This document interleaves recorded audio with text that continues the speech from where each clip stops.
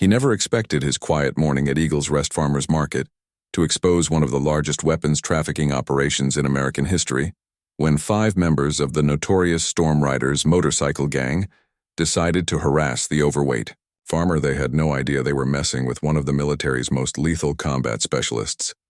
James Cooper had spent 8 years hiding his true identity, masking his Delta Force training behind the facade of a simple local farmer. The weight he'd gained wasn't to disguise, it was just what happened after leaving the military. But beneath those worn overalls and friendly smile was a man who had led some of the most dangerous operations in modern warfare.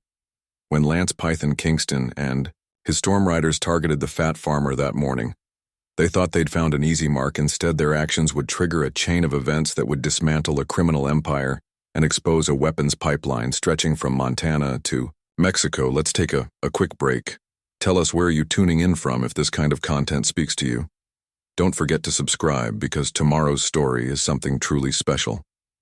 The morning sun painted long shadows across Eagles Rest Farmers Market. As James Cooper's weathered pickup truck rumbled into its usual spot, his movements were deliberate as he unloaded crates of fresh produce, each motion precise. Despite his size at 58, James carried nearly $300 on his 6'2" frame, but there was nothing clumsy about how he arranged his market stall. The early morning regulars were already gathering. Ruth Whitaker, 70 and sharp as a tack, watched him arrange his heirloom tomatoes with military precision. Though she didn't know, that's what it was to her and everyone else in Eagles Rest. He was just the friendly farmer who'd taken over his family's land after some vague government job back east. "Those tomatoes look particularly fine today," James, Ruth commented, adjusting her shawl. "Against the morning chill, your grandmother's variety." James nodded, his thick fingers surprisingly gentle as he positioned each tomato. Same seeds she used to plant. Some things are worth preserving. Behind his casual tone, James's mind cataloged every detail of his surroundings. 8 years of playing the simple farmer hadn't dulled his training. He noted the positions of the other vendors, the sightlines between stalls, the multiple routes to and from his position. Old habits died hard. His secure phone buzzed in his pocket, a special model disguised as a cheap flip phone. The message was brief: package moving 48 hours. James deleted it immediately, his expression never changing as he continued his conversation with Ruth about proper tomato care. The first rumble of motorcycles echoed off the mountains at 8:47 a.m. Fire. James recognized the sound. Harley-Davidson's, at least 5 modified exhaust systems. The Storm Riders were early today. Usually they didn't make their presence known until the market was fuller. Ruth tensed at the sound. "Oh dear, those horrible men again. Maybe they're just passing through," James said softly, though he knew better. His intel suggested the Storm Riders were getting bolder, more aggressive. Something big was coming, and they were flexing their muscles in preparation. The bikes rounded the corner in perfect formation. Lance "Python" Kingston led the pack, his leather cut displaying the Storm Riders' colors prominently behind him. Rode his inner circle, Sledge the Enforcer, whose real name barely mattered anymore. Reaper there, ghost-like Scout Goliath, whose bulk rivaled James's own. And 2 prospects James didn't recognize. They parked their bikes in a way that partially blocked the market's main entrance. Python dismounted first, his movements carrying the casual arrogance of a man used to being feared. James noticed the bulge under his cut. A new addition: Python hadn't carried a weapon openly before. Well, Python called out, his voice carrying across the now quieting market. "Looks like the local yokel are having themselves a little vegetable party." James continued arranging his produce, each movement unhurried but precise. He kept his head down, playing the role he perfected over 8 years, but his peripheral vision tracked every member of the gang. Sledge was moving between stalls, casually knocking over displays. Reaper had disappeared behind the flower stand, taking up a position that covered the market's western exit. Goliath stood menacingly near the bikes, while the prospects tried to imitate his intimidating stance. "Morning, gentlemen," James called out pleasantly, looking for some fresh produce. Python's head snapped toward him, eyes narrowing at the friendly tone. The gang leader stalked toward James's stall, his boots scuffing deliberately. Across the pavement, James noted the leader's gait. He was favoring his right side, slightly new injury. Probably within the last 48 hours, actually. Fat man, Python sneered, reaching James's stall. We're looking for our cut markets on our territory in case you hadn't heard time for everyone. To pay their respects, Ruth Whitaker clutched her shopping bag tighter. This is outrageous. This market's been here for 40 years. Ruth James interrupted gently. Why don't you go help Mrs. Chen with her flower arrangements? I'm sure she'd appreciate. The elderly woman hesitated, but something in James's tone of firmness beneath the suggestion made her nod and move away. Python watched her go with a smirk, before turning back to James. Smart move, getting the old lady clear. Python said, wouldn't want her to see what happens to farmers who don't understand how things work around here. James maintained his friendly smile, but his eyes catalogued everything, the positions of all gang members, the number of civilians still in range, the potential improvised weapons within reach. Things work just fine here, he said calmly. Been working fine for generations. Sledge materialized beside Python, a tomato in his meaty hand. With deliberate slowness, he squeezed until the fruit burst red, pulp dripping between his fingers. Things change, old man. Better learn to adapt. James watched the tomato's juice drip onto his carefully arranged display. 8 years of cover meant keeping his response measured, his body language submissive. But something was different today. The gang's aggression felt targeted, specific. They were building toward something. Those are $3 each, James said mildly. Python laughed an ugly sound. You hear that, boys? Farmer trying to charge us for the merchandise. He leaned over the display, getting in James's face. Maybe we need to teach you some basic economics. James could smell whiskey on Python's breath. The gang leader pupils were dilated, likely amphetamines. That combination made him unpredictable, dangerous, but it also meant he might miss subtle details like the way James's stance had shifted slightly, or how his hands had moved to seemingly casual positions that would allow for explosive movement if needed. Next few minutes are real important. Son, James said quietly, pitching his voice so only Python could hear. Might want to think carefully about your next move for a moment. Something flickered in Python's eyes, a hint of uncertainty quickly masked by bravado. But before he could respond, Reapers' voice cut through the tension. Boss, we got company. James didn't need to look to know what the scout had spotted. Right on schedule. Chief Anderson's patrol car was turning onto the market street exactly as they'd planned. Python straightened up, his face twisting with frustration. This isn't over, fat man, he snarled. Market's going to learn some hard lessons real soon. As the storm riders mounted their bikes and roared away, James began cleaning up the smashed tomato. Other vendors emerged from hiding, conversation slowly resuming. Ruth hurried back to his stall. Oh, James, are you all right? Those terrible men. I'm fine, Ruth, he assured her, his movement steady as he rearranged his display. Some folks just need to make themselves feel big by trying to make others feel small. But as he worked, James's mind was racing. The gang's behavior confirmed his intel. Something major was coming.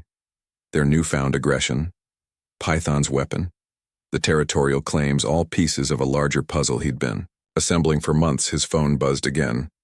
Meeting at Jenny's, 1 hour. James kept his expression neutral as he deleted the message.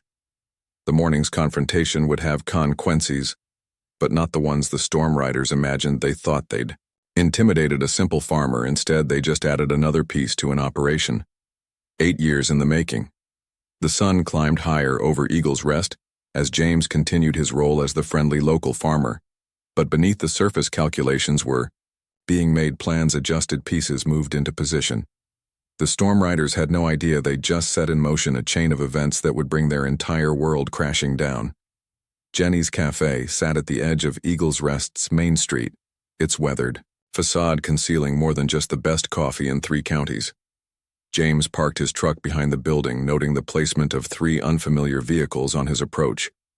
His practiced eye caught the subtle signs, government plates poorly disguised, antenna configurations that didn't match civilian models. The bell above the door chimed as he entered. Jenny Parker looked up from behind the counter, her cheerful greeting masking the significance of this meeting at 28.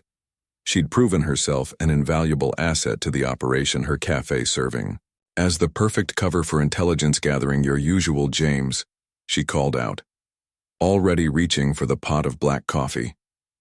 The cafe was empty except for 3 men scattered at different tables, each appearing deeply engaged with newspapers or laptops. Thanks, Jenny. Quiet morning, just the regular.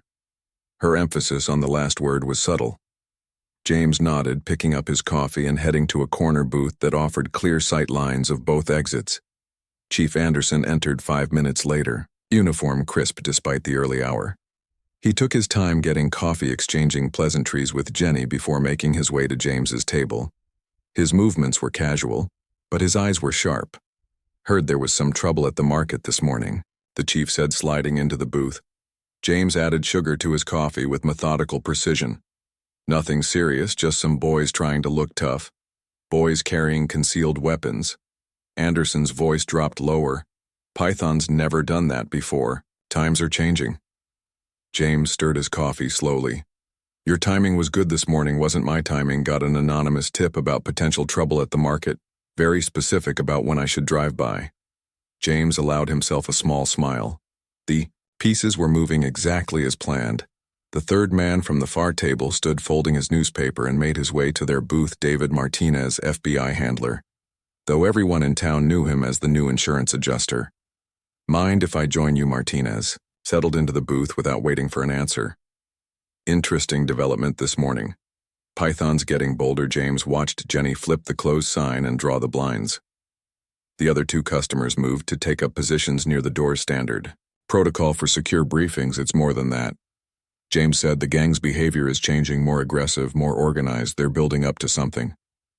Martinez nodded. Our sources confirm a major weapons shipment coming through their territory. Biggest one yet. But there's something else. Chatter about a new player in the region. Chief Anderson leaned forward. Cartel higher up the food chain. Someone's been consolidating the independent trafficking routes, bringing them under central control. The Storm Riders are just one piece of a larger operation. James thought about Python's new weapon.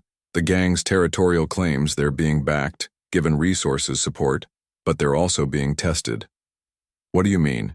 Anderson asked this morning. Wasn't random harassment. They were gauging response times, testing local law enforcement reactions. The market's a perfect tactical position, controls access to 3 major roads, clear lines of sight to the highway.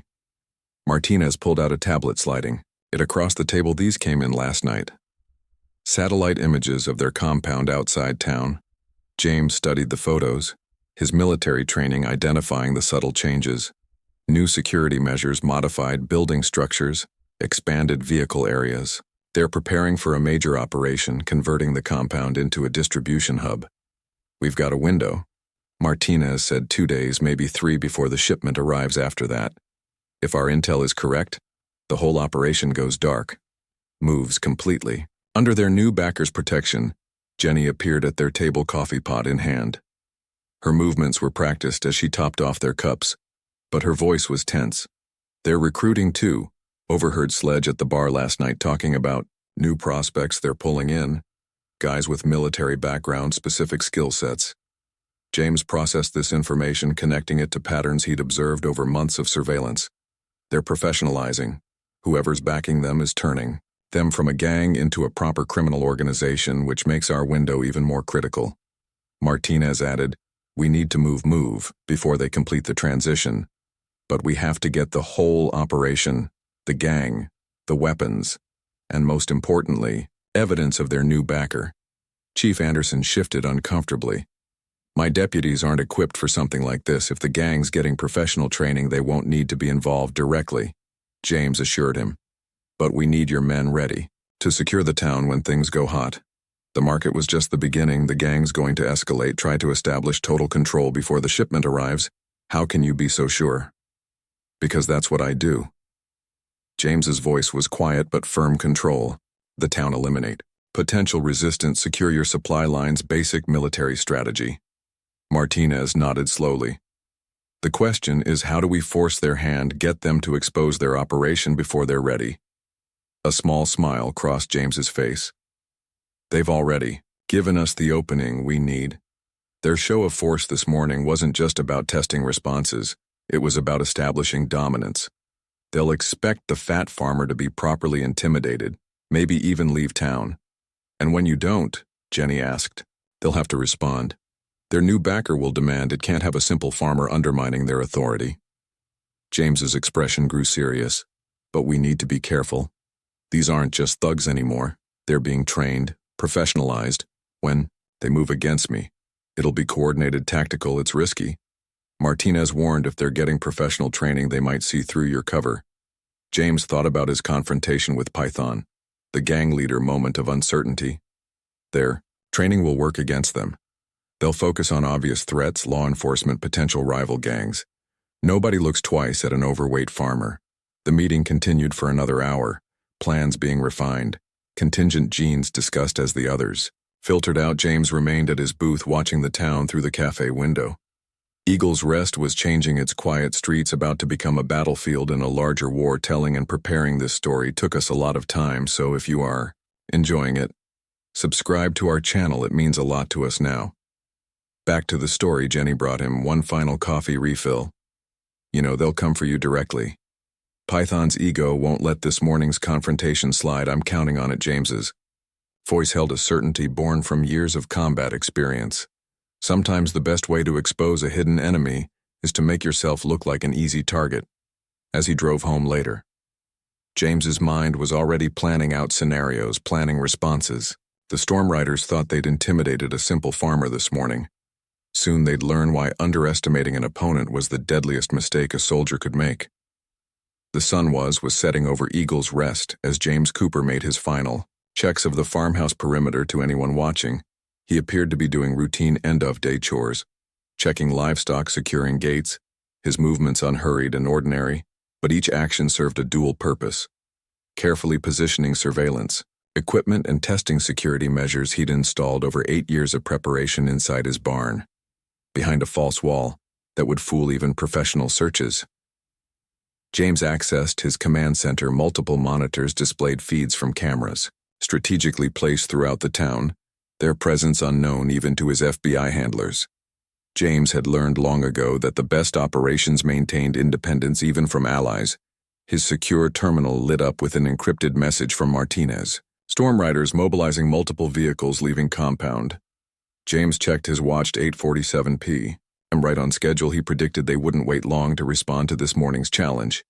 His size and farmer's appearance had always been his best cover, but they were also perfect bait. No self-respecting gang could let a fat farmer stand up to them without consequences. The first vehicle appeared on his perimeter cameras at 9:12 p.m. A black SUV moving slowly past his property. Headlights off, James recognized Reaper behind the wheel. The gang scout doing initial reconnaissance. 2 more vehicles followed at irregular intervals, positioning themselves around the farm's access points. His phone buzzed. Jenny calling from the cafe. They were in here earlier. She reported, her voice low. Python and Sledge talking loud enough to be heard. They're planning to teach you a lesson.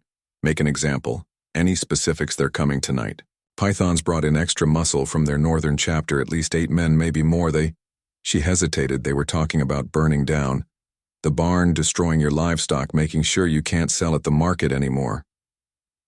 James smiled. Slightly appreciate the warning. You should close up early tonight, Jenny. Stay clear of Main Street, James. Her voice was worried. These aren't just regular thugs anymore. The new guys, they move differently. Military training, I'd bet on it. Good, that'll make this more interesting. He ended the call before she could protest further. The thermal imaging system he'd installed showed 8 heat signatures moving through the surrounding fields. Their approach was tactical, coordinated, former military. Definitely their movement patterns suggested recent combat experience. The Storm Riders were indeed professionalizing their operation. James moved to a locked cabinet, entering a complex combination inside his old tactical gear. Weighted, he'd maintained it meticulously over the years, though he'd never had to use it. Tonight would change that.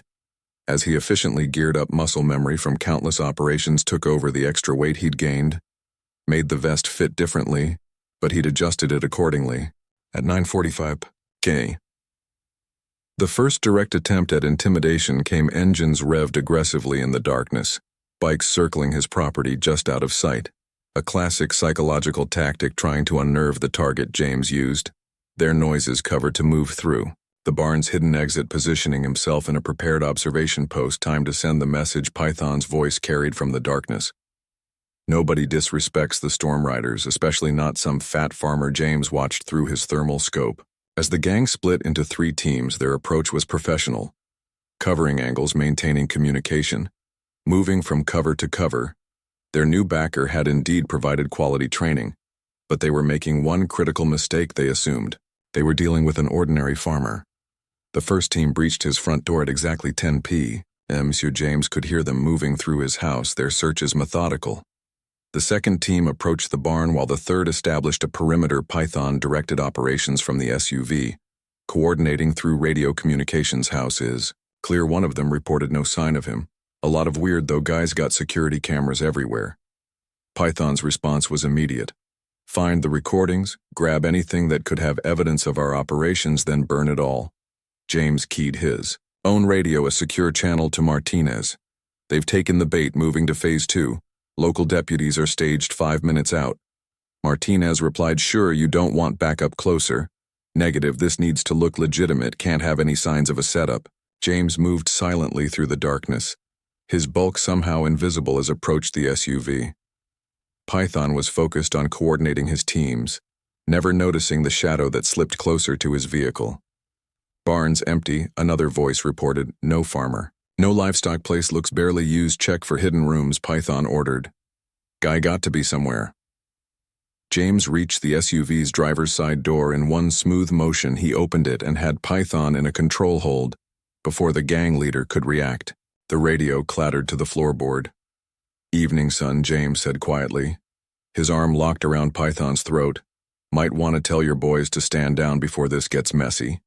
Python struggled, but James's technique was perfect, developed through years of special operations. How you're just a farmer, actually. James tightened his hold slightly. I'm the guy who's been investigating your weapons trafficking operation for the past 8 years, and you just helped me confirm every suspicion I had about your new military connections.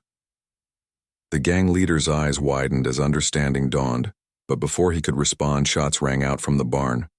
One of the teams had found the hidden room with the surveillance equipment. Boss Sledge's voice crackled over the radio. You need to see this place as a goddamn intelligence center. James sighed. Guess we're doing this the hard way. In one smooth motion he rendered Python unconscious with a precise choke hold. Martinez time to move in. But remember, we need some of them to escape, have to make this look convincing. All hell broke loose at the farm as James began systematically dismantling the Storm Riders' assault team. Each movement was precise, economical, using his size as an advantage rather than a hindrance. The gang's military training worked against them. They were looking for tactical responses, never expecting the fluid, close combat techniques of a Delta Force operator. One by one, James neutralized them, careful to leave an escape. Road open as predicted. Several of them fled, carrying word back to their compound about the farmer who wasn't just a farmer. By the time police sirens approached the scene was set, perfectly enough evidence discovered to justify an investigation. Enough gang members escaped to spread read the story. And enough questions raised about James Cooper to draw their backer attention, standing in his exposed command center. James smiled slightly as Chief Anderson arrived. Phase 2 was complete now. They just had to wait for the Storm Riders' mysterious backer to make their move. Dawn broke over Eagle's Rest as local and state police processed the scene at Cooper's farm. James sat on his front porch, maintaining the appearance of a shaken farmer. While observing the operation, Python had been quietly transferred to federal custody hours ago. His absence explained to local authorities as a gang leader fleeing the scene. 4 Storm Riders lay handcuffed in police vehicles while forensics teams documented the evidence of their attempted intimidation. More importantly, they documented the signs of struggle that showed James defending himself with what would appear to be desperate but lucky moves. Nothing that would suggest professional training. Martinez approached the porch carrying 2 cups of coffee. His casual demeanor masked the tension in his voice. 3 got away just like you planned. Already picked up chatter on their CS. They're spooked, James accepted the coffee, his movements deliberately showing fatigue. Good. They need to tell the story. Their way makes it more convincing. Our friend Python's been quite chatty in custody. Whatever training they've received, it didn't cover enhanced interrogation. Resistance. He's confirmed most of our suspicions about their new backer. Most won't give us a name, says he's never met them directly.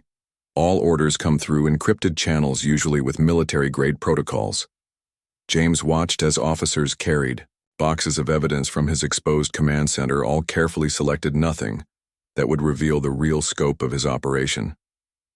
"They're testing responses," he said quietly, using the Storm Riders to probe law enforcement capabilities. "Identify weak points." Chief Anderson joined them, his uniform dusty from the night's work. "Local news is already here." "Want me to handle the statements?" "No," James replied, adjusting his posture to appear more traumatized. "I need to do this. Sell the story." The chief nodded, understanding they'd prepared for this, crafted the narrative carefully. Local farmer defends himself against gang intimidation, accidentally exposing criminal operation. Nothing to suggest federal involvement or long-term investigation. The first reporter approached Amy Chen from the local paper. James recognized her as one of Jenny's regular customers at the cafe. "Mr. Cooper, can you tell us what happened here last night?" James let his hands shake slightly as he recounted the official version. His voice carried just the right mix of fear and indignation as he described the gang's attack, his lucky escape, the shocking discovery of surveillance equipment in his barn. I just did what anyone would do," he finished, playing perfectly. "To the cameras, this is my home, my family's land. I couldn't let them take that." More reporters arrived as the morning progressed. Each time James told the same story, building the narrative they needed. Local heroes always made compelling news, especially when they stood up to notorious gangs. By noon, his phone was buzzing constantly with calls from concerned neighbors. Ruth Whitaker had already dropped off a casserole, fussing over him like a mother hen. The community's reaction was exactly what they needed. Public sympathy would make it harder for the Storm Riders to retaliate openly. Martinez reappeared after the reporters finally left. "We've got movement at their compound. Lots of activity vehicles coming and going. They're scrambling. Good, their backer will have to respond now. Can't ignore a compromised operation." "This eyes, you sure about this next part?" Martinez looked concerned. "Once we start down this road." James stood, stretching his substantial frame. "They need to believe they still have the advantage. Think they're dealing with a lucky farmer who stumbled into something big. And when they try to silence that farmer, that's when we'll learn who we're really dealing with inside his house." James activated his backup systems, redundant surveillance networks that hadn't been exposed in the raid. Multiple screens showed feeds from around Eagle's Rest, including several focused on the Storm Riders compound. The gang's activity showed clear panic, but underneath it was something more organized. Professional vehicles, arriving men in tactical gear, moving equipment. They're cleaning house, Martinez observed, removing anything that could link them to their backer. Not everything. James pointed to a particular feed showing an isolated building at the compound's edge. That structure's new, built to military specifications bedding. That's their secure communication center. We'll never get a warrant for that specific building without revealing what we know. James smiled slightly. Won't need one. Python's escape and recapture was a little too easy. They'll assume he tried to evacuate any sensitive equipment. Watch that building tonight. The afternoon brought more concerned visitors, more chances to reinforce his cover story. James played the rattled but determined farmer, perfectly accepting casseroles and well wishes with just the right mix of gratitude and unease. Jenny stopped by as sunset approached, ostensibly bringing dinner from the cafe. Sledge's girlfriend came in today, she reported quietly. Said they're bringing in some serious people. Professional contractors, ex-military types. Expected that they'll want to assess the damage, determine if their operation is compromised. You mean to determine if you're really just a farmer who got lucky? James nodded. And when they decide to investigate more thoroughly, they'll walk right into your trap. Jenny frowned. Unless they decide to just eliminate the problem. Immediately they won't. James's voice held absolute certainty. Their backer will want to be thorough. Understand exactly what was exposed. A dead farmer raises questions. They'll want to control the situation, contain any potential damage. As night fell over Eagle's Rest, James settled into his restored command center.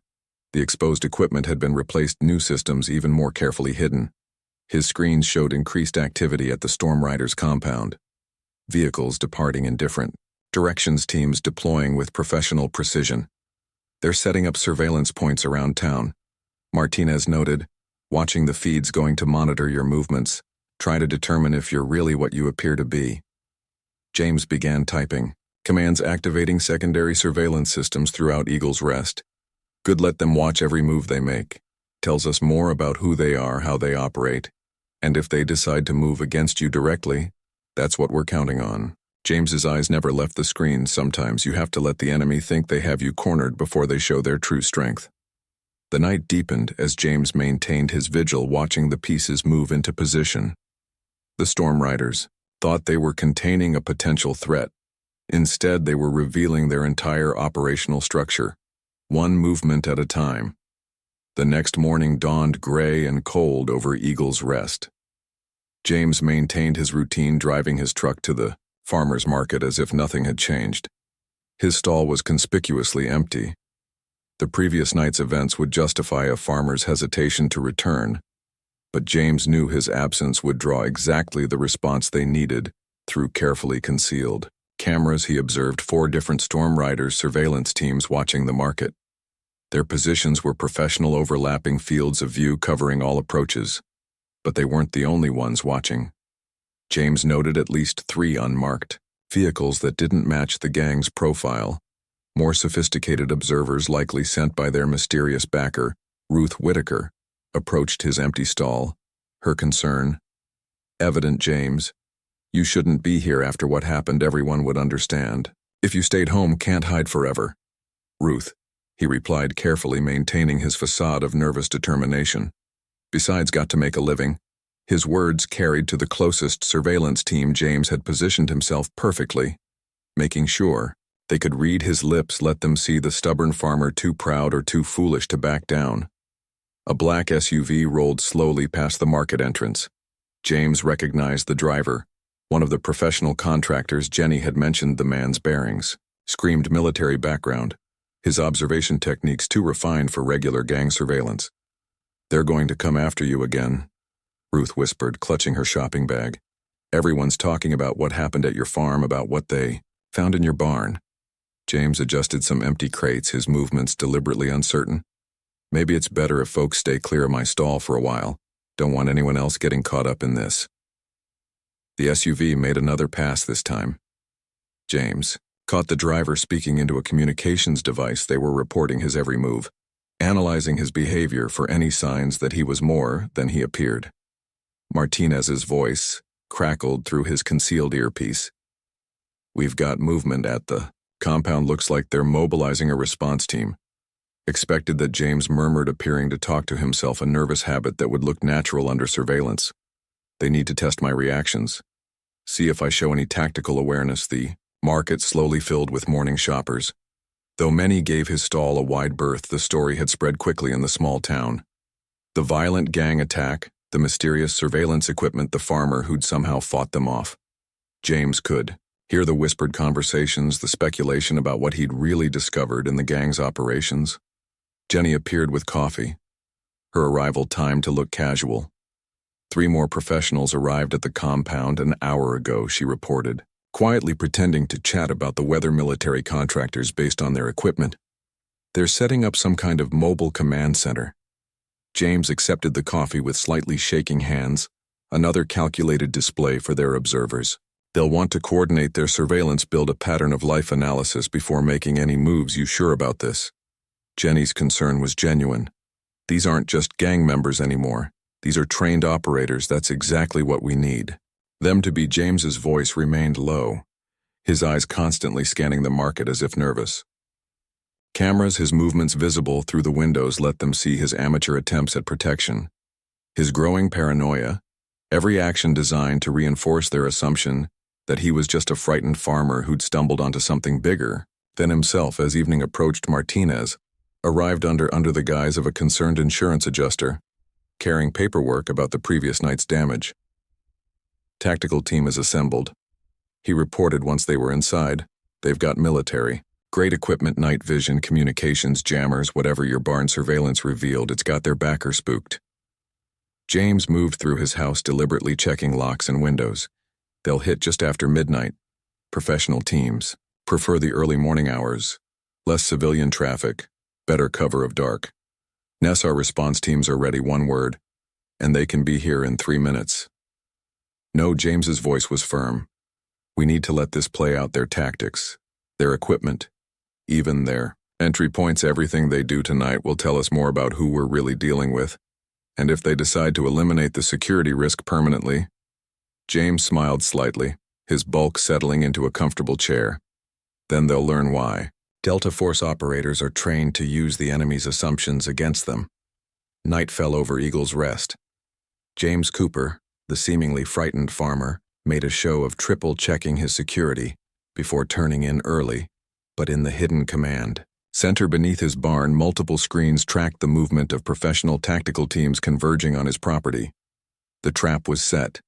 Now they just had to wait for their mysterious adversary to spring it at precisely 11:47 p.m.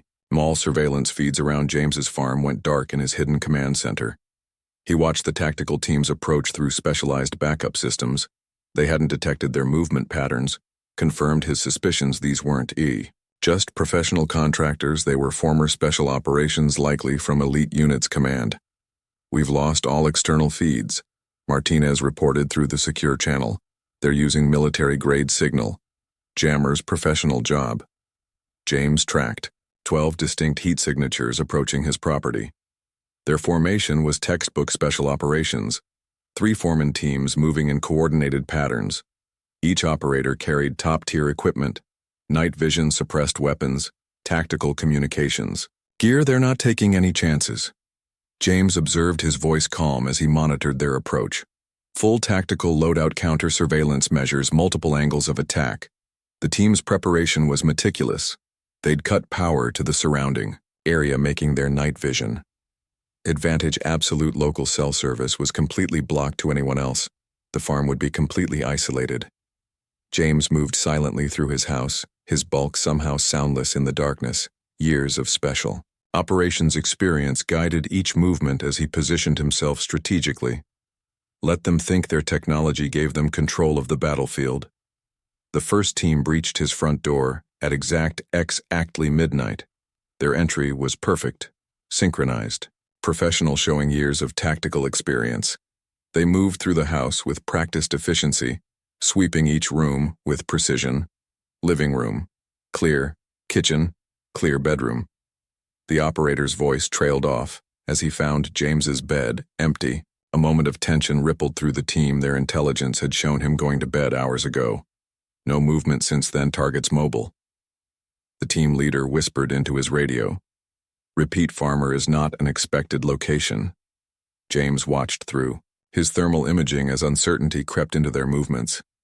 Professional operators hated unexpected developments. It meant their intelligence was flawed, their tactical advantage compromised. The second team reported in from the barn storage areas. Clear, no sign of additional surveillance equipment, but there was confusion in the operator's voice. Something wrong. This place is too clean. No real farming equipment, minimal livestock supplies. James allowed himself a small smile. They were starting to realize that things weren't what they seemed. But by the time they understood the full scope of their mistake, it would be too late. All teams converge on the house. The command channel crackled. Target must be hidden somewhere inside. Full sweep. No exceptions. James watched them regroup, their movement patterns shifting to clear the house room by room. Their night vision gave them confidence in the darkness, their tactical training keeping them coordinated despite the unexpected developments. Kitchen's already been cleared, one operator reported. Check it again, the team leader ordered. Check everything. This isn't adding up. James moved silently behind them, using their own tactical patterns against them.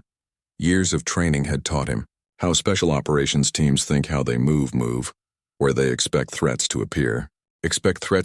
More importantly, he knew their blind spots. The first operator went down silently, a precise chokehold rendering him unconscious before he could alert his team. James eased the man to the floor, the darkness concealing his efficiency of movement despite his size. Johnson, report, the team leader voice carried traces of concern. Johnson, respond. James was already moving, using the momentary confusion to his advance. Vantage, the second operator never saw what hit him. A targeted strike to a pressure point, and he crumpled without a sound. We've got a situation. The team leader's voice was tense now. Two operators, unresponsive, switched to infrared. Find me a heat signature. But James had prepared for this. The house's internal temperature had been carefully regulated, creating a uniform heat pattern that masked individual signatures. Their expensive thermal imaging was useless. One by one, James systematically neutralized the tactical team. Each takedown was precise, non-lethal, designed to disable without causing permanent injury. These men were just tools after all. The real target was whoever had sent them. The team leader, panic, finally broke through his professional demeanor. Command. We have a serious problem. This is no farmer. Repeat, target has tactical training. We need immediate. His transmission off as James disabled him with a precise strike. The entire operation had taken less than 4 minutes. Martinez. James spoke quietly into his concealed radio. Have your teams move in, secure the unconscious operators before their backup realizes what happened. Federal agents emerged from hidden positions around the farm, quickly securing the disabled tactical team. James watched as they were quietly loaded into unmarked vehicles. Their expensive equipment cataloged as evidence. Their command center will have monitored everything, Martinez said, joining James in the house. They'll know something went wrong. Good. James began powering up his systems, restoring surveillance coverage of the area. Now they'll have to take me seriously. No more testing the waters with hired contractors. You think they'll send their own people next time? They have to. Their deniable assets just got diplomatically neutralized by someone they thought was a simple farmer. They'll want answers. Dawn was approaching as the last federal vehicle departed, taking the captured operators to a secure facility for questioning. James returned to his command center, reviewing footage of the operation. The tactical team's sophistication confirmed their suspicions about the Storm Riders' backer. This was someone with serious resources and military connections. Think any of them will talk? Martinez asked. They don't know anything worth hearing.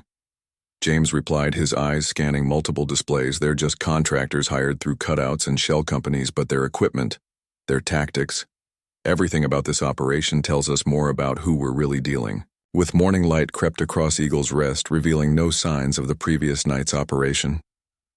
James drove his truck into town, every movement calculated to appear nervous, but determined. News of the storm Riders' nighttime activities would have spread in small towns. Nothing stayed secret for long. Jenny's cafe was unusually busy when he arrived. Local residents clustered in small groups, their conversations hushed but intense. Several people claimed to have heard strange noises from the direction of his farm, seen unmarked vehicles moving through town. The rumor mill was working exactly as anticipated. You look tired, Jenny commented as she poured his coffee, her voice carrying just enough to be overheard by nearby customers.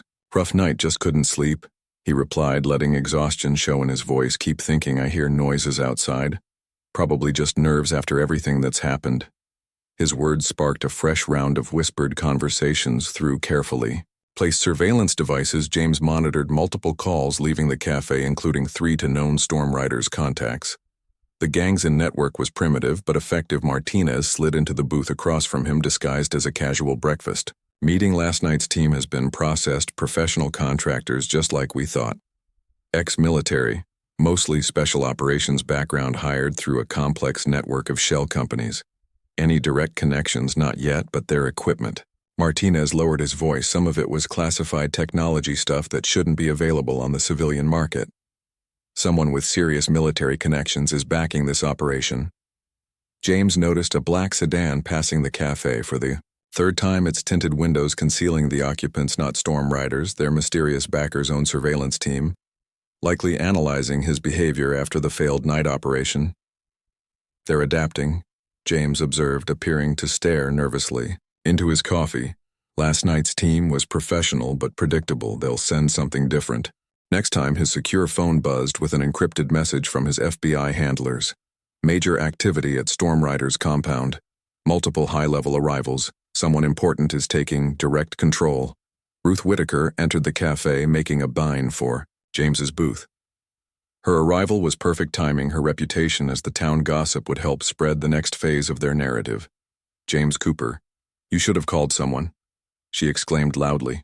All those mysterious lights and noises from your farm last night, the whole town's talking about it.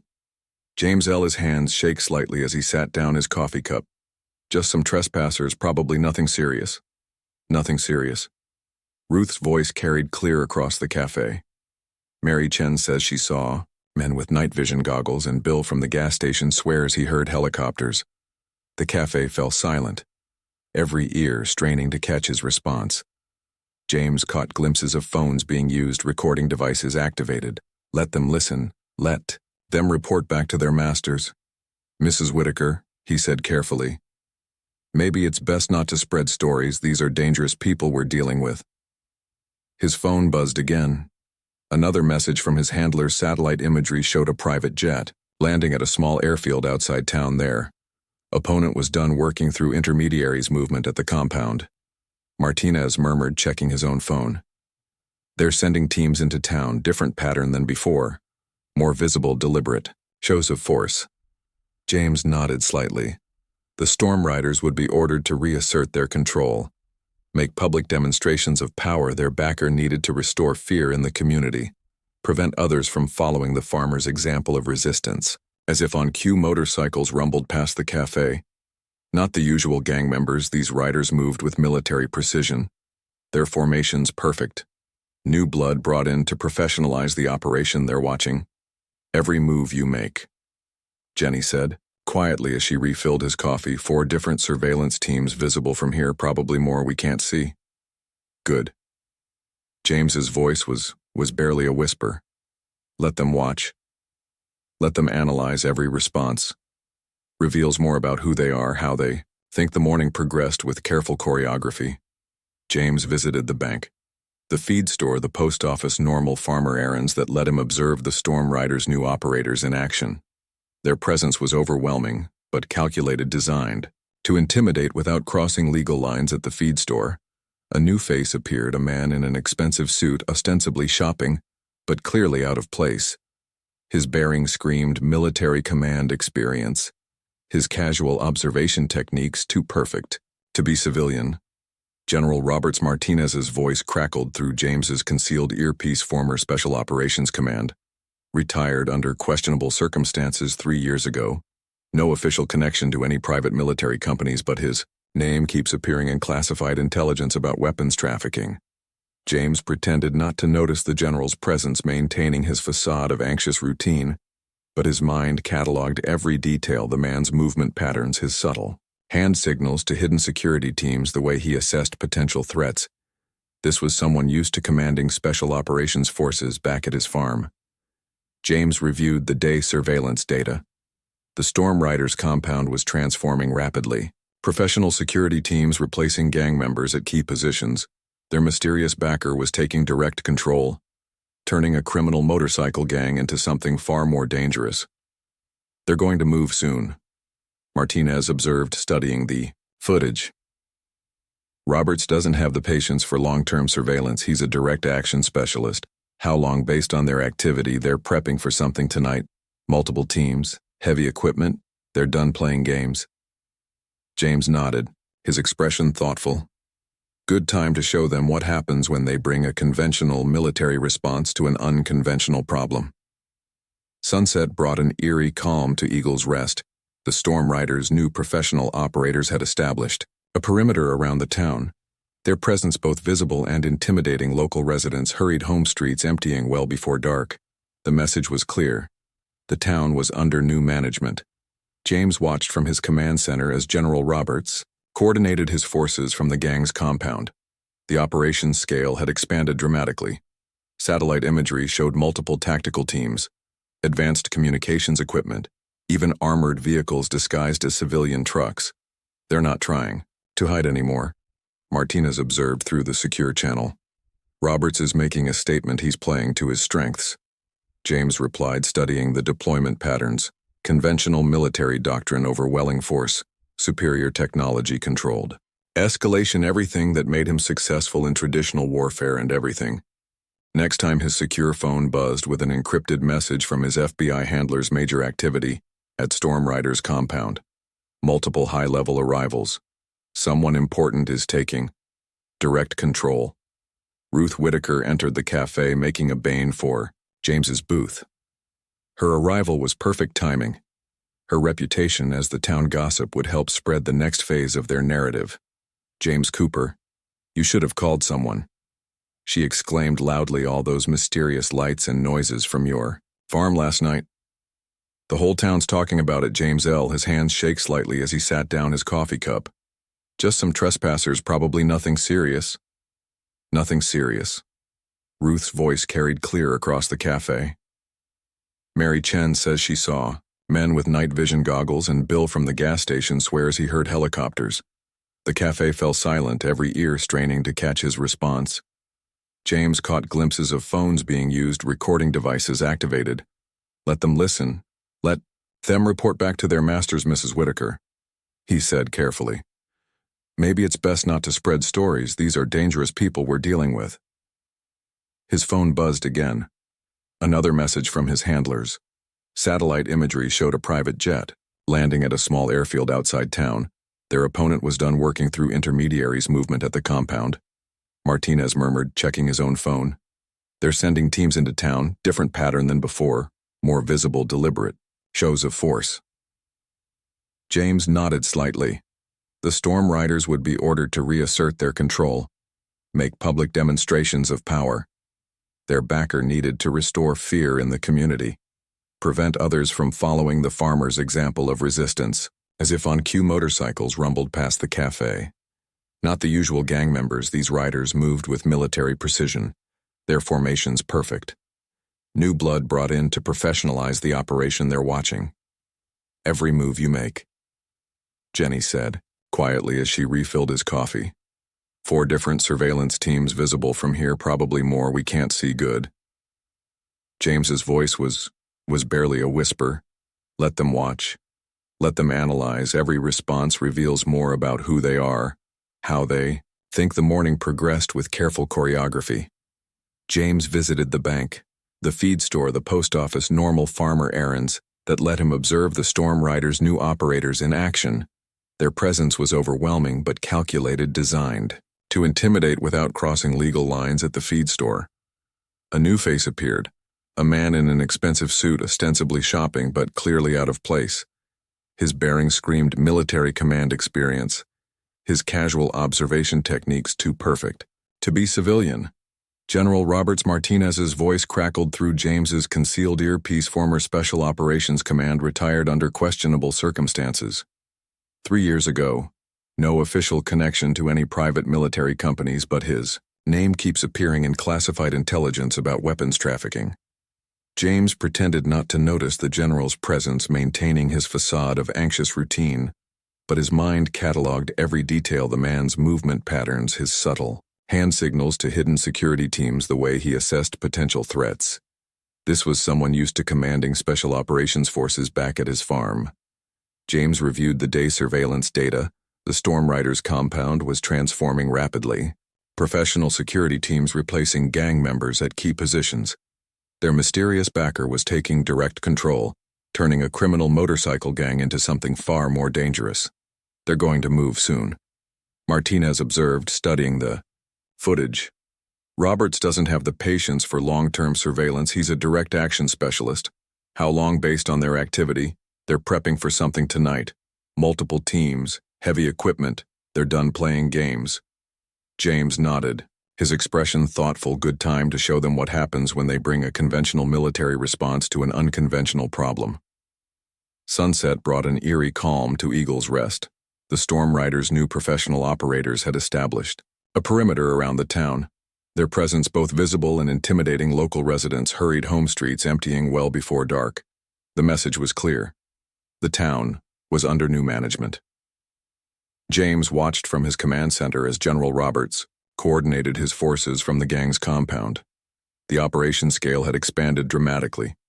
Satellite imagery showed multiple tactical teams, advanced communications equipment, even armored vehicles disguised as civilian trucks.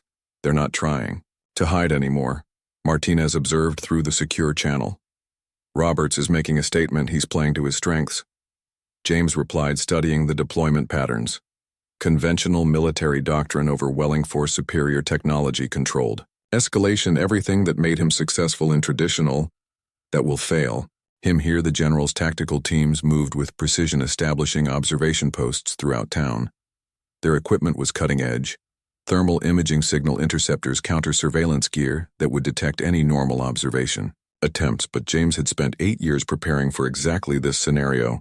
At precisely 8:47 p.m., Monsieur Roberts made his first move.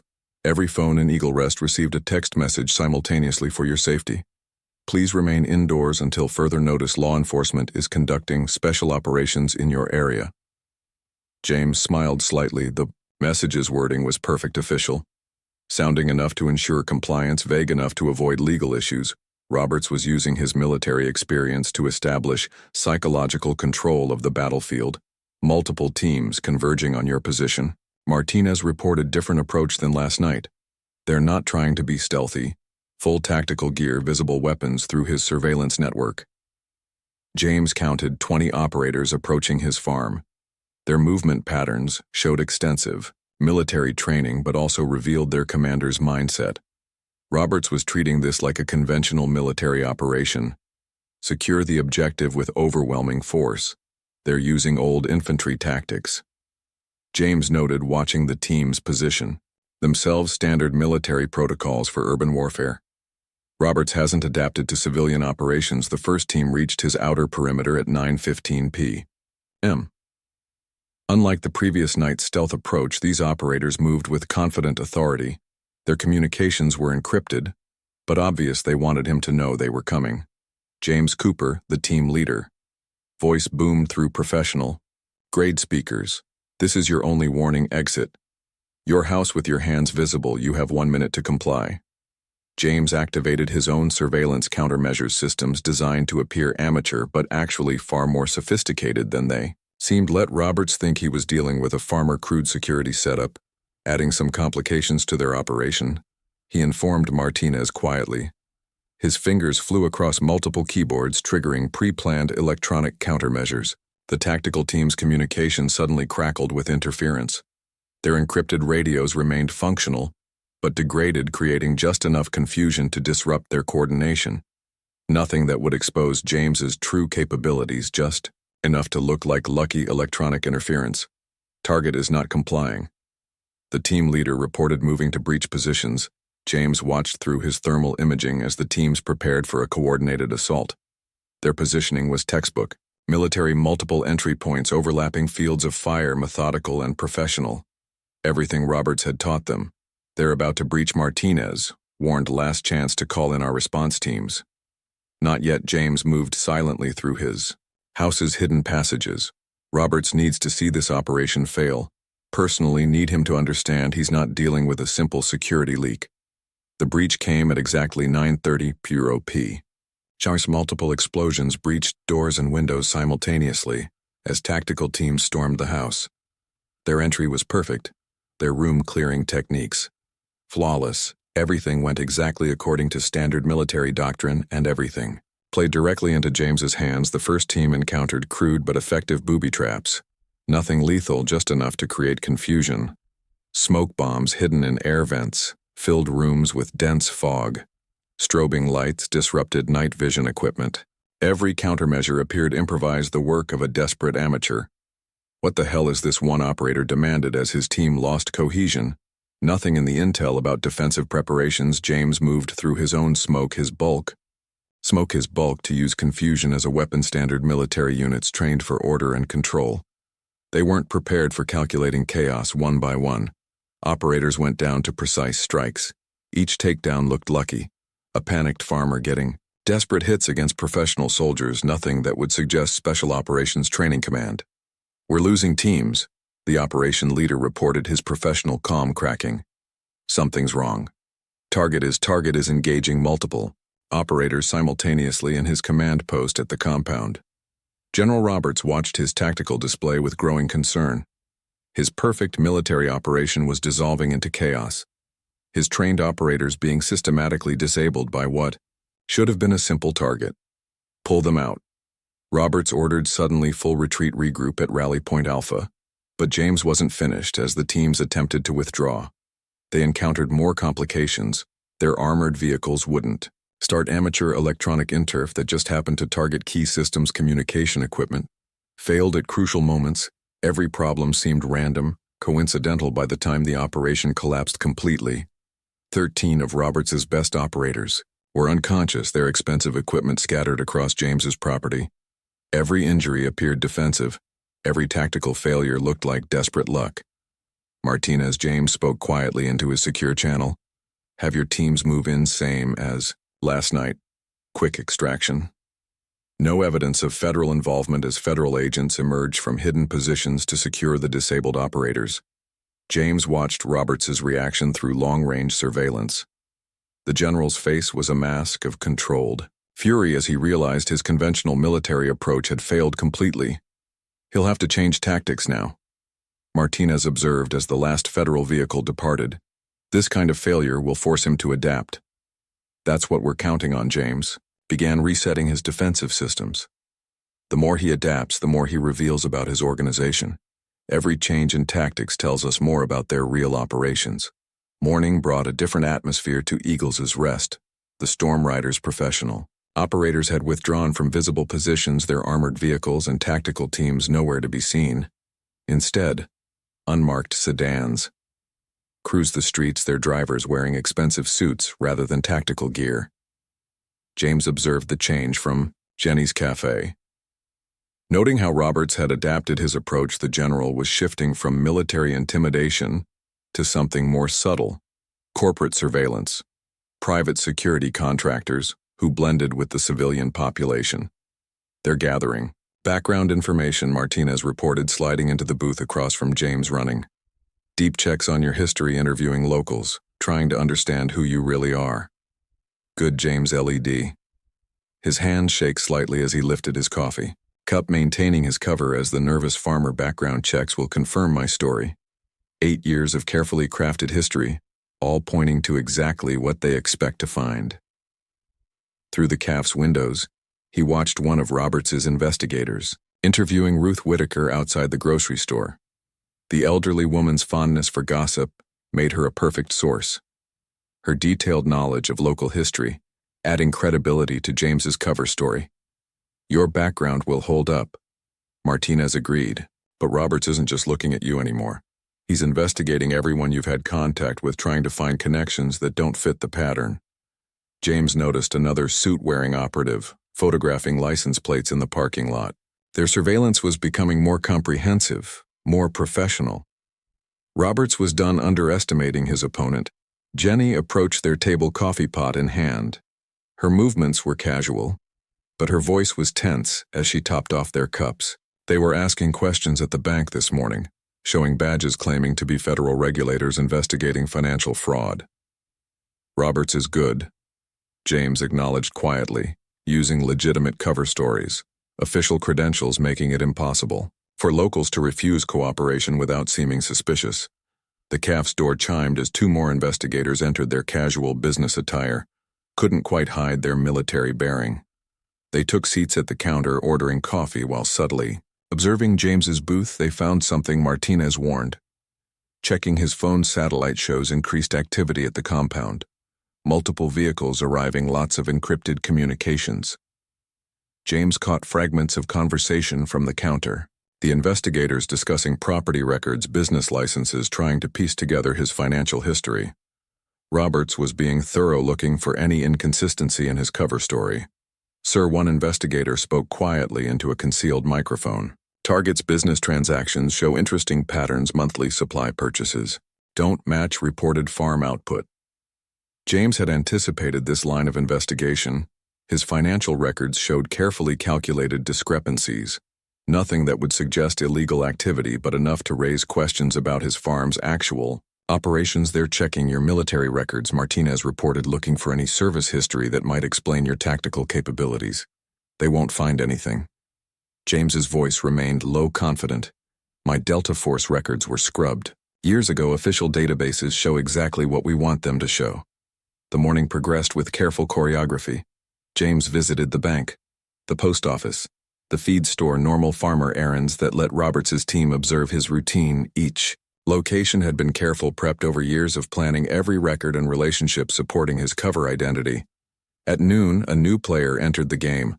A woman in an impeccable business suit arrived at the town hall, her credentials identifying her as a federal prosecutor investigating organized crime. Her questions about James Cooper were pointed, professional, designed to seem part of a larger RICO investigation. Catherine Wells Martinez identified her through their secure channel. Former military intelligence, now works for private security firms, specialized in uncovering deep cover operatives.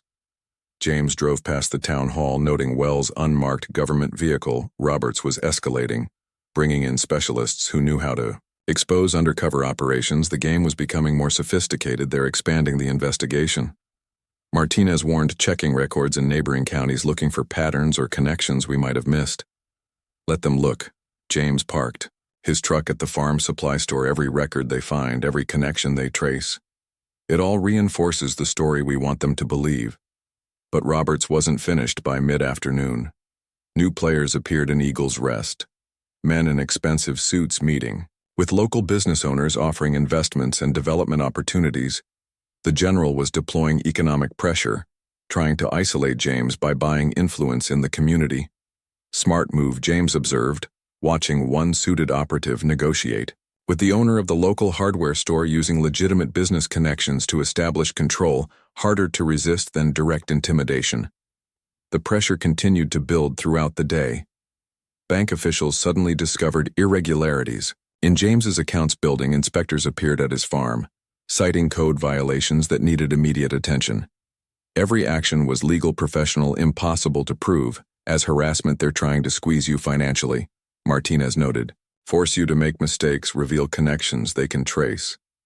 James smiled slightly as he drove home that evening. Robert still thinks he's dealing with a farmer who stumbled onto something sensitive. He's looking for mistakes in my cover story, ways to pressure me into revealing information, but he's asking the wrong questions. He's so focused on discovering who I really am. He's not seeing what's right in front of him. As night fell over Eagles Rest, James reviewed the day's surveillance data. Roberts' investigators had been thorough, professional. Exactly what you'd expect from former military intelligence operators. They'd found precisely the inconsistencies they were meant to find. They'll make their move soon, Martinez predicted. This kind of intensive investigation, it's building to something. Count on it. James activated his secured systems, preparing for the next phase. Roberts thinks he's gathering intelligence for a surgical strike. Instead, he's walking into an operation 8 years in the making. The general's investigators continued their work through the night, analyzing data, connecting dots, building a profile of James Cooper. But they were assembling a puzzle designed to be misunderstood, following leads that would take them exactly where James needed them to go. The first sign of Robert's new strategy came at dawn. James watched through his surveillance network as trucks began arriving at the Storm Riders compound. Not military vehicles this time, but commercial delivery vans. Each carried equipment being installed throughout Eagles Rest: surveillance cameras, disguised as utility hardware, signal monitoring devices, hidden in common infrastructure. They're building a surveillance web, Martinez reported through the secure channel. Professional-grade equipment, military protocols. Roberts is turning the whole town into an observation post. James noted the installation patterns as he prepared for his morning routine. The general was being thorough, creating overlapping coverage zones that would track every movement in Eagles Rest, but more interesting were the gaps in the surveillance-specific areas. Deliberately left uncovered, he's creating channels, James observed, studying the pattern, directing movement through predictable routes. Standard military protocol for urban control operations. The town was already changing. New security guards appeared at local businesses, their private contractor badges and professional demeanor. A sharp contrast to the Storm Riders' previous intimidation tactics. Roberts was establishing legitimate-looking control points throughout Eagles' Rest at the farmers' market. James set up his stall under the watchful eyes of multiple surveillance cameras. Ruth Whitaker approached her usual morning gossip, carrying an edge of concern. "James, have you seen all these new security measures?" she asked, her voice lowered. "They're saying it's because of increased criminal activity in the region, but just trying to keep everyone safe, I suppose," James replied, maintaining his nervous farmer persona. "Though seems like an awful lot of security for a small town." His words were picked up by Roberts' surveillance system exactly as intended. Let them hear the uncertainty in his voice. see the stress in his movements, every action reinforcing their assumptions about who he was by mid-morning. Catherine Wells made her move. The former military intelligence operative approached his stall directly, her manner professional but intimidating. Mr. Cooper. She smiled, the expression not reaching her eyes. I wonder if we might have a word about your farm's operations. Some regulatory concerns have come to our attention. James let his hands shake slightly as he arranged his produce. I keep all my paperwork in order, ma'am. Everything's properly licensed. Yes, your documentation is meticulous. Wells studied him carefully, almost too perfect. One might say as if someone spent years establishing a very specific paper trail. The implied threat was clear. Roberts's team had found the carefully planted inconsistencies in his background, just as planned. Now they were testing his reactions, watching how he handled direct pressure. I'm just a farmer. James insisted, his voice carrying exactly the right mix of confusion and anxiety. Don't know anything about paper trails or regulations, just trying to work my land same as my father. Wells's next move was unexpected, but revealing. She pulled out documents showing financial transactions, legitimate bank records that, when viewed together, suggested patterns just suspicious enough to justify investigation. Your fly purchases don't match your reported crop yields, Mr. Cooper. Your equipment expenses exceed typical farming operations of your size. Small discrepancies, but they add up to an interesting picture. James maintained his nervous demeanor while analyzing Wells's approach. She was good, using official records and legitimate concerns to build pressure. Roberts had chosen his operative well. Farm equipment's expensive these days. He offered weekly, had to take out loans, upgrade some systems. Yes, loans from banks with interesting connections to certain offshore entities. Wells smiled again, cold and professional. You understand. We'll need to conduct a thorough audit, standard procedure for potential financial irregularities. Through his concealed earpiece, Martinez provided updates. They're moving teams into position around town. Whatever game Roberts is playing, it's building to something big. James watched Wells walk away, noting how other operatives moved to maintain surveillance on his position. The general was tightening the noose, using legitimate legal and financial pressure to restrict his movements. By afternoon, the strategy became clear. Local suppliers suddenly discovered problems with James's accounts. The bank froze his assets pending investigation. Building inspectors appeared at his farm, citing multiple violations requiring immediate correction. They're isolating you, Martinez observed, cutting off resources, limiting options. Classic intelligence operation tactics, Roberts thinks. He's found my weakness. James replied quietly. Financial pressure, legal threats, things a simple farmer couldn't handle. He's expecting me to make mistakes, reveal connections, trying to solve these problems. The pressure continued mounting throughout the day. James noticed town residents becoming more distant, worried about being associated with him. Roberts's operatives had been thorough in spreading concerns about potential criminal investigations, but the most interesting development came. At sunset, a new vehicle arrived at the Storm Riders compound. An unmarked cargo truck that satellite imaging showed was heavily shielded against scanning whatever Roberts was planning. It involved equipment he didn't want detected, multiple communication signals coming from the compound. Martinez reported heavy encryption, military protocols. Something big is being coordinated. James reviewed his surveillance data, noting patterns in the Storm Riders' activities. Regular gang members were being moved out, replaced by professional operators. The compound was transforming into something more sophisticated. Roberts is preparing for endgame. James observed, he thinks his pressure campaign will force me to either run or make a desperate move. Either way, he's expecting me to reveal something he can use. And when you don't, that's when we'll see his real plan. James activated additional surveillance systems, preparing for escalation. The general's too smart to rely solely on administrative pressure. This is just the setup for something bigger. KN fell over Eagle's Rest as James Cooper, the seemingly desperate farmer, appeared to struggle under mounting pressure. But beneath the surface, calculations were being made, contingencies activated. Roberts thought he was springing a trap 8 years in the making. He had no idea he was walking into one that had been waiting for him all along. The cargo truck that arrived at sunset proved to be the key. James had been waiting for his specialized scanning equipment. hidden throughout Eagle's Rest, picked up unique radiation signatures from its cargo weapons-grade materials being moved under heavy shielding. Got it.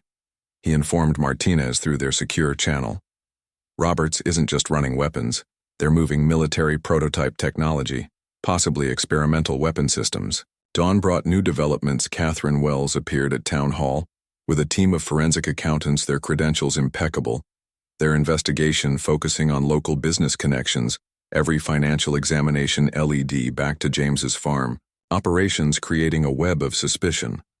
They're building a RICO case, Martinez observed, watching from his cover position at the cafe, using legitimate federal investigations to justify increased surveillance and pressure. James maintained his nervous, farmer facade as he drove through town, noting how Roberts's operatives had positioned themselves at key locations. The general strategy was sophisticated, using multiple layers of legitimate authority to restrict movement and gather intelligence. Santiago cartel connections confirmed his secure terminal, reported weapons shipments moving north through established routes, Storm Rider's compound being prepared as distribution hub. The pieces were falling into place. Roberts wasn't just running guns, he was establishing a sophisticated weapons trafficking network, using legitimate businesses and criminal organizations as cover. The Storm Riders were just one part of a larger operation at the farmers' market. James noticed new faces among the morning shoppers, professional observers, their casual behavior masking military training. Roberts had evolved. Beyond obvious surveillance, deploying operators who knew how to blend with civilian populations. Mr. Cooper Wells approached his stall. Again, her manner strictly professional.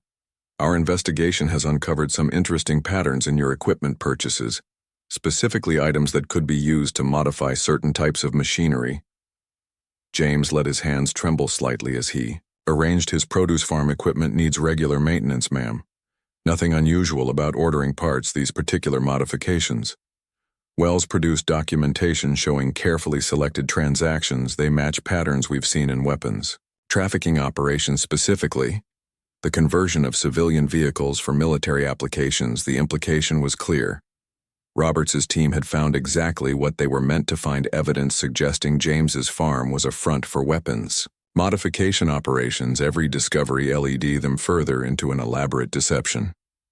8 years in the making. I don't know anything about weapons. James protested, his voice carrying just the right note of desperate denial. I'm just trying to keep my father's farm running. But Wells wasn't finished. She revealed satellite photos showing vehicle movements around his property, timing patterns that suggested coordinated activities. The evidence was mounting, all pointing toward conclusions. Roberts's team had been carefully led to draw multiple teams converging on the compound. Martinez reported through the secure channel, heavy equipment being moved undercover. Whatever Roberts is planning, it's accelerating. James drove home that afternoon, noting how the general surveillance net tracked his movements. Every camera, every observation post, every monitoring device was exactly where it needed to be, creating a perfect grid that would capture any attempt to move weapons or contact outside forces in his hidden command center.